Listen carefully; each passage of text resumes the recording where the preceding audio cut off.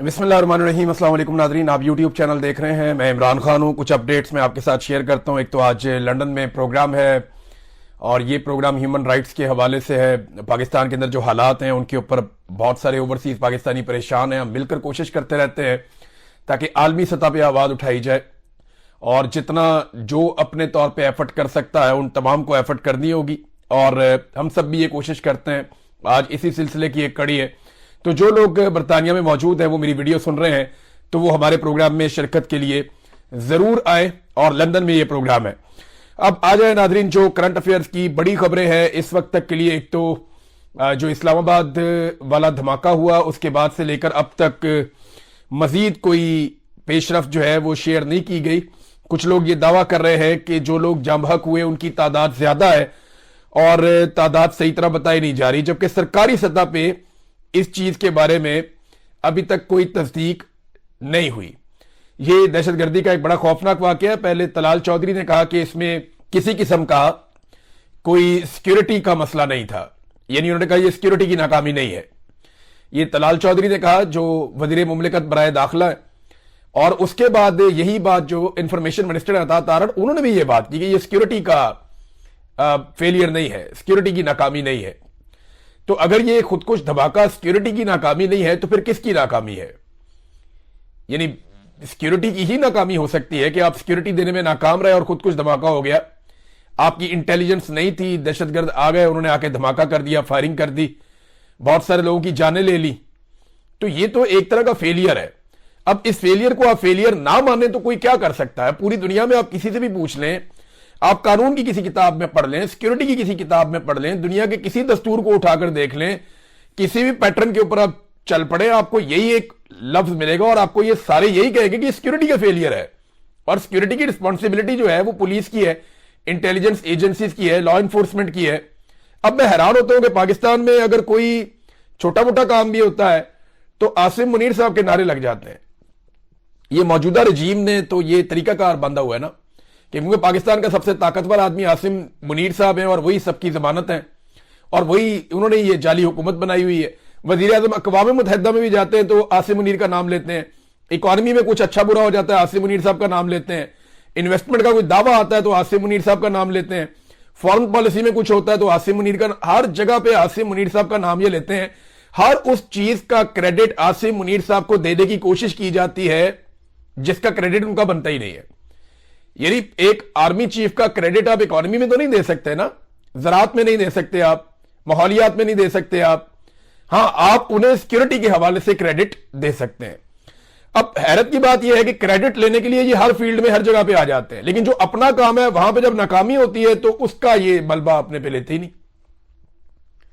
Credit लेने के लिए पाकिस्तान में सब तैयार है, दूसरे के हिस्से का क्रेडिट भी ले लेंगे, लेकिन जिम्मेदारी लेने के लिए पाकिस्तान में कोई तैयार नहीं है।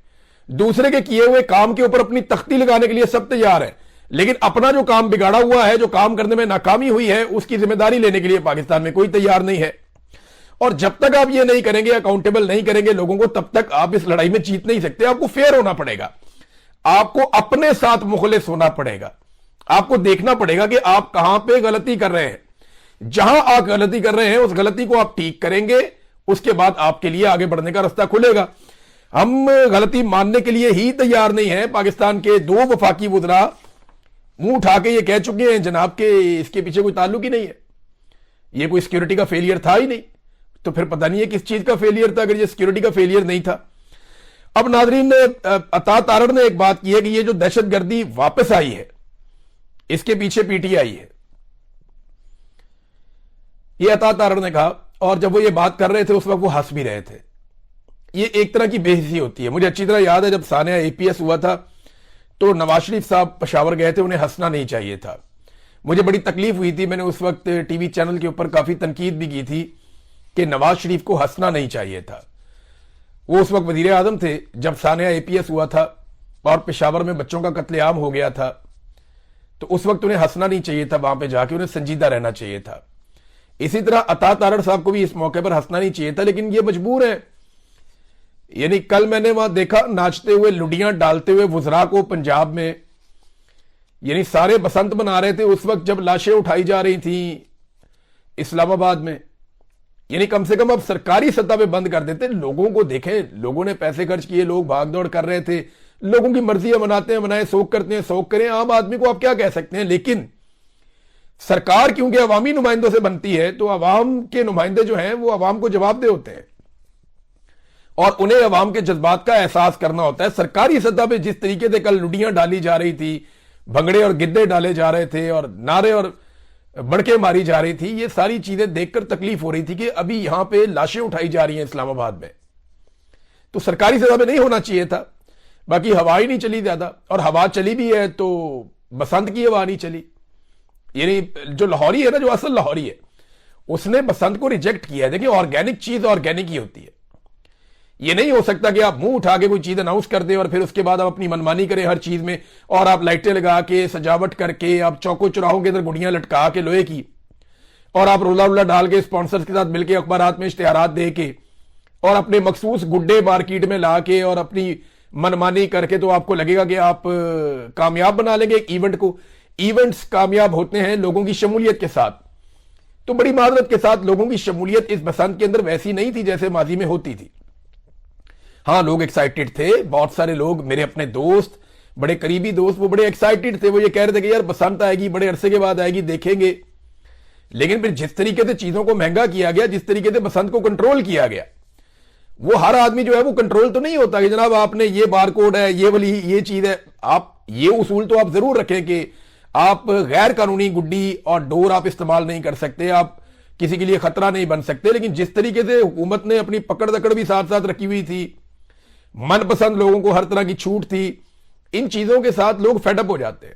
लोगों को फिर आप जिम्मेदारी अगर बताते हैं तो साथ उन्हें आप इंजॉय भी करने दें। बहरहाल सरकार ने अपने तौर पे जो इंजॉयमेंट रखी थी वही हमें नजर आई है, और कोई इतने बड़े पैमाने पर गुड़ियां नहीं उड़ी। देखिए, लोग कह रहे हैं कि हवा नहीं चली, ये वाकई बात ठीक है कि हवा नहीं चली, इसकी वजह से भी बड़ा मुश्किल हो जाता है। बहुत टुनके मार मार के बंदों के कंधे और बाजू रह जाते हैं। बड़ी मुश्किल से हवा ना हो तो कोई बंदा थोड़ा बहुत गुड्डा ऊपर कर सकता है, ये होता ही नहीं है, बहुत मुश्किल होता है।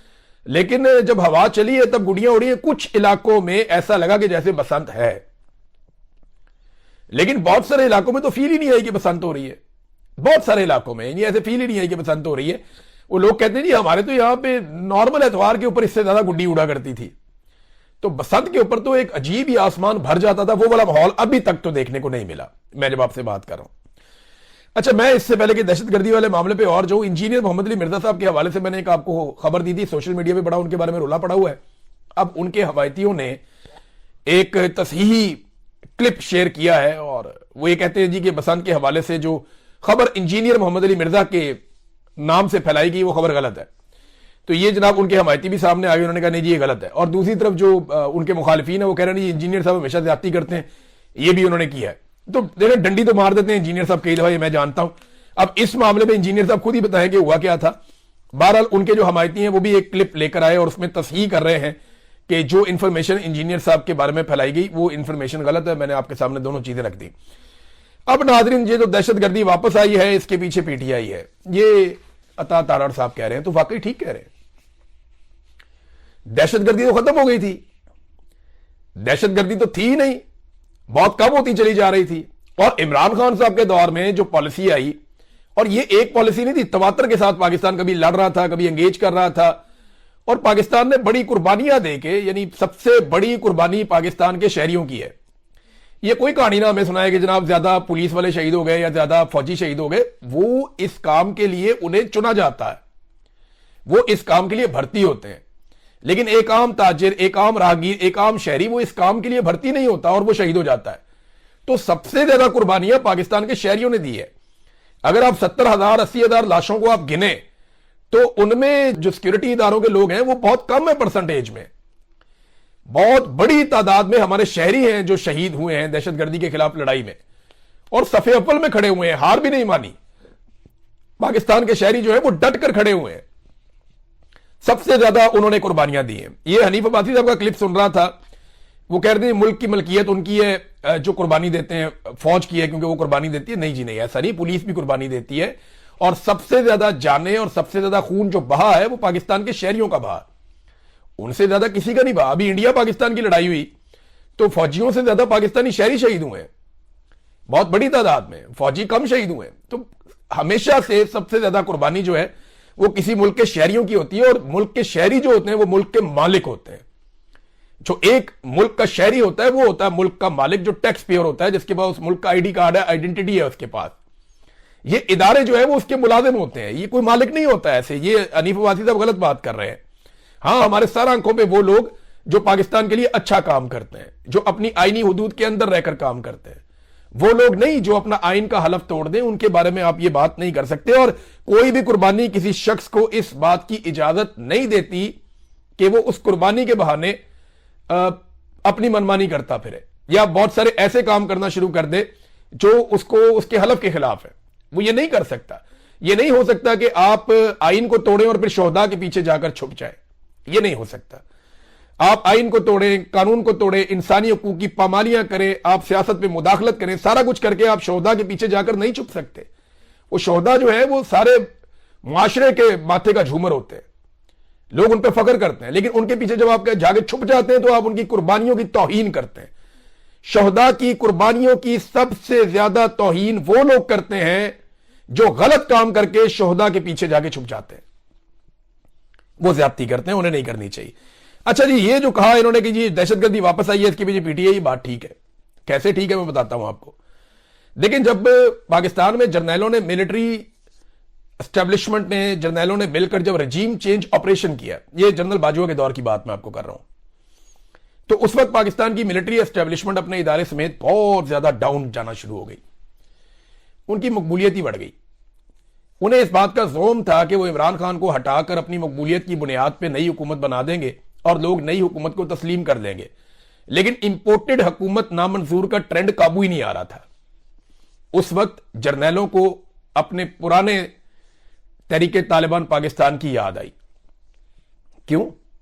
کیونکہ دیکھیں, جب بھی تحریک طالبان پاکستان کے ساتھ فوج کی لڑائی ہوتی ہے نا, تو اس میں بہت زیادہ پذیرائی ملتی ہے قوم کی طرف سے, بہت زیادہ مقبولیت ملتی ہے. فوج کو ہمیشہ پیٹرن یہی رہا ہے, ہمیشہ ملی نغمے آ جاتے تھے, سارا میڈیا ساتھ کھڑا ہو جاتا تھا, سوشل میڈیا ساتھ کھڑا ہو جاتا تھا, 5th جنریشن وار بھی شروع ہو جاتی تھی, اور بہت سارا کام ہو جاتا تھا جب بھی کبھی یہ ایک لڑائی شروع ہوتی تھی.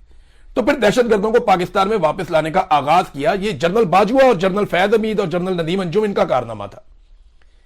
یہ دہشت گردوں کو پاکستان میں لانا چاہتے تھے. پاکستان تحریک انصاف نے منع کیا, ان کی حکومت ختم ہو گئی. رجیم چینج آپریشن کے بعد ان کی پاپولیرٹی بہت زیادہ نیچے گئی, تو انہوں نے کہا نہیں جی, ہم نے تو اب لے کر آنے ہیں. پھر رانا ثناء اللہ صاحب نے اناؤنس کیا کہ جناب ہم بات چیت کر رہے ہیں اور ہم لے کر آ رہے ہیں. پھر رانا ثناء اللہ صاحب کے دور میں, شہباز شریف کے دور میں, جنرل باجوہ, جنرل ندیم انجم اور جنرل فیض حمید, انہوں نے مل کر دہشت گردوں کو لا کر بسایا. دیکھیں نا, اتنے بڑی تعداد میں لوگ بارڈر کراس کر کے تو نہیں آ سکتے. اور یہ آئے شہباز شریف کے دور میں اور آ کر یہ خیبر پختونخوا میں بس گئے.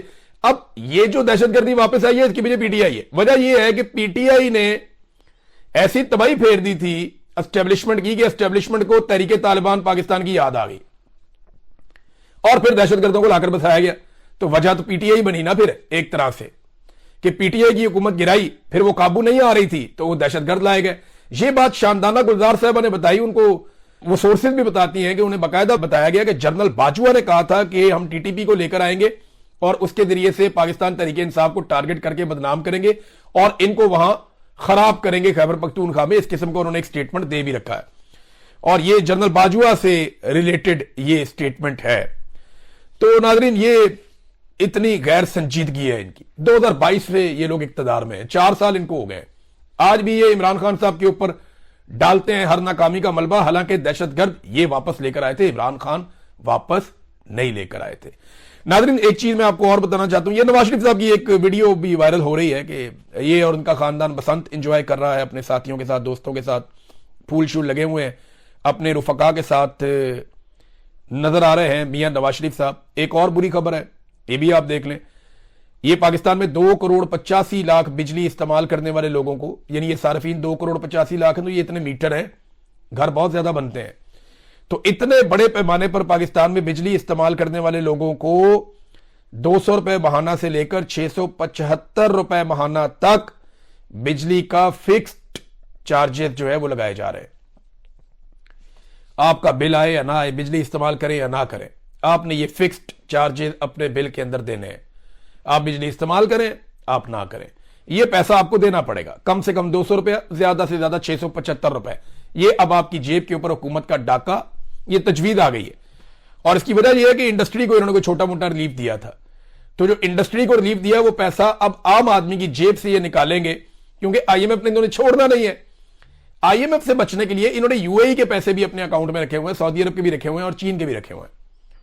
یہ پہلی مرتبہ ہوا کہ جنوری میں پاکستان نے یو اے ای سے درخواست کی کہ جو $2 ارب ہم نے آپ کو دینے ہیں، پہلے تو $3 ارب دینے تھے، $1 ارب کے بدلے میں فوجی فاؤنڈیشن کے شیئرز دے دیے. اور فوجی فاؤنڈیشن کو کیا ملا؟ ان کو پی آئی اے مل گیا. اب باقی جو پیچھے رہ گیا وہ $2 ارب. اب یو اے ای کو انہوں نے کہا جی $2 ارب کے لیے ہم آپ کو دے رہے ہیں 6.5% کا، 6.5% کا ہم آپ کو ٹیکس دے رہے ہیں، تو آپ مہربانی کریں یہ ٹیکس ہمارا کم کر کے 3% کر دے، اور یہ جو $2 ارب ہیں ان کی میعاد بڑھا کے ان کو رول اوور کر دیں، ہم 2 سال کے بعد آپ کو پیسے واپس کر دیں گے.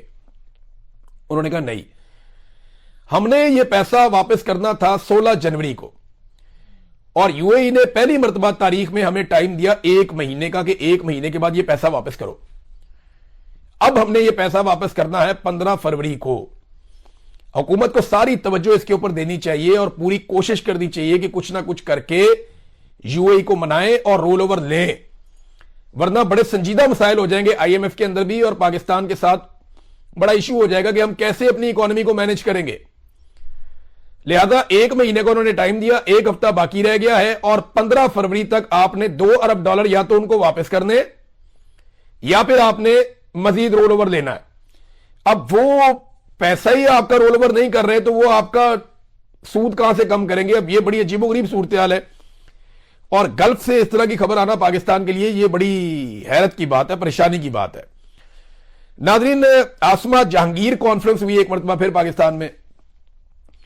دیکھیں، انسانی حقوق کی بہت بڑی علمبردار تھی، بہت بڑا نام تھا، اور اس نام کو ہمیشہ زندہ رکھا جا سکتا تھا اگر ہمیشہ اس کے پلیٹ فارم سے انسانی حقوق کی بات کی جاتی. لیکن جن لوگوں کو سٹیج پہ بٹھایا گیا، آسما جہانگیر گروپ جو وکیل شکیل ہیں، یہ وزیر وزور بنے ہوئے سارے، ان کے اوپر تو بڑے بڑے ایلیگیشن ہیں. انہوں نے تو عدلیہ کو تباہ کر دیا، انہوں نے تو پاکستان کے آئین کو پامال کر دیا، پاکستان میں انسانی حقوق کی خلاف ورزیوں کے اوپر تو انہیں آواز ہی نہیں اٹھائی.